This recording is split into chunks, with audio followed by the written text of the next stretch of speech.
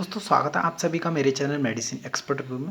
दोस्तों आज जो हम बात करने वाले हैं एल्सिफ्लॉक्स टैबलेट के बारे में। दोस्तों एल्सिफ्लॉक्स टैबलेट को डॉक्टर के द्वारा कौन कौन सी डिसीज़ में दिया जाता है, इसके इस्तेमाल करने का क्या सही तरीका है, कौन कौन से इंग्रेडिएंट एल्सिफ्लॉक्स टैबलेट के अंदर इस्तेमाल किए गए हैं, इसके इस्तेमाल करने से कौन कौन से साइड इफेक्ट देखने को मिल सकते हैं, कितनी मात्रा में हम एल्सिफ्लॉक्स टैबलेट का इस्तेमाल कर सकते हैं। दोस्तों एल्सिफ्लॉक्स टैबलेट की बात करें तो इसको एल्केम फार्मास्यूटिकल कंपनी द्वारा मैन्युफैक्चर किया जाता है।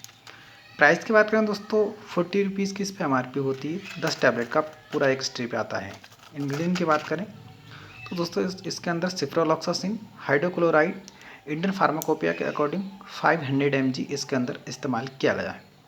दोस्तों इस टैबलेट का मेनली जो इस्तेमाल किया जाता है डॉक्टर के एडवाइस पर, दोस्तों यदि किसी के कान में इन्फेक्शन हो जाता है या आपके कान में फुंसी निकल आती है तो ऐसी स्थिति में भी दिया जाता है। उसके साथ साथ दोस्तों यदि आपके कान का बहने की शिकायत है, कान बह रहा है आपका, तो ऐसी कंडीशन में भी दिया जाता है। दोस्तों आँखों में यदि आपके किसी तरह का बैक्टीरिया इन्फेक्शन है, सूजन है, तो ऐसी स्थिति में भी दिया जाता है। उसके साथ साथ दोस्तों स्किन इन्फेक्शन में भी इस टैबलेट को दिया जाता है।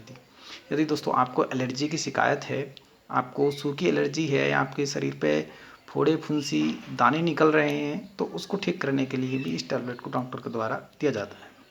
उसके साथ साथ दोस्तों यदि आपके नाक में किसी तरह की प्रॉब्लम है, जैसे कि नाक में फुंसी निकल आती है, तो उसको क्योर करने के लिए भी डॉक्टर के द्वारा इसको दिया जाता है।